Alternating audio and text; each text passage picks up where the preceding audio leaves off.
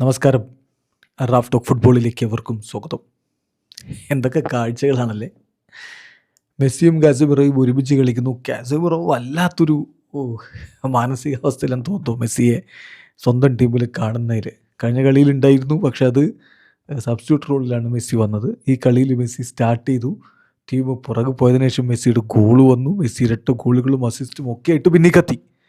Casemiro Messi hug ചെയ്യുന്നൊരു രീതിയുണ്ട്.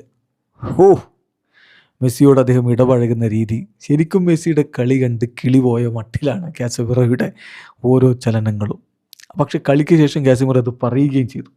അതാണ് ഏറ്റവും ഇമ്പോർട്ടൻ്റ് ആയിട്ടുള്ള കാര്യം. അദ്ദേഹം പറയുന്നു, നമ്മൾ വേൾഡ് കപ്പിൽ മെസ്സി ചെയ്ത കാര്യങ്ങൾ കണ്ടല്ലോ, അതോടൊപ്പം തന്നെ ഇന്ന് അദ്ദേഹം ചെയ്ത കാര്യങ്ങളും കാണുമ്പോൾ നമ്മൾ മനസ്സിലാക്കേണ്ട ഒരു കാര്യം, കോമ്പറ്റീഷൻ ഏതായാലും അത് വേൾഡ് കപ്പ് ആവട്ടെ, MLS ആവട്ടെ, ലീഗ്സ് കപ്പ് ആവട്ടെ, no matter the level of opponent, എതിരാളികൾ ഏത് തരക്കാരായാലും ഏത് ലെവലിലുള്ളവരായാലും, in the end Messi will always be the same Messi from 10 years ago. ആ 8-10 കൊല്ലക്കാലം മുമ്പ് തന്നെ നമ്മൾ കാണുന്ന മെസ്സി ഉണ്ടല്ല, അതേ മെസ്സി തന്നെയാണ് ഇപ്പോഴും. അദ്ദേഹത്തിന് ഒരിക്കലും ആ പീക്ക് നഷ്ടമായിട്ടില്ല എന്ന് സാക്ഷാൽ കാസമിറോ തന്നെ പറയുന്നു. ബ്രസീലിയൻ താരം കാസമിറോ, അദ്ദേഹത്തിൻ്റെ ഒരു പ്രത്യേകത എന്താണെന്നറിയോ? ഇന്ന് ഫുട്ബോൾ ലോകത്ത് ഏറ്റവും മികച്ച രൂപത്തിൽ നമ്മളെ വിസ്മയിപ്പിച്ച 3 സുപ്രധാന താരങ്ങൾക്കൊപ്പവും അദ്ദേഹം കളിച്ചിട്ടുണ്ട്.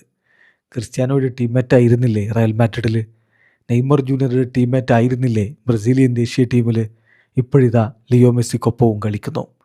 എന്നിട്ടാണ് അദ്ദേഹം ഈ സർട്ടിഫിക്കേഷൻ നൽകുന്നത്.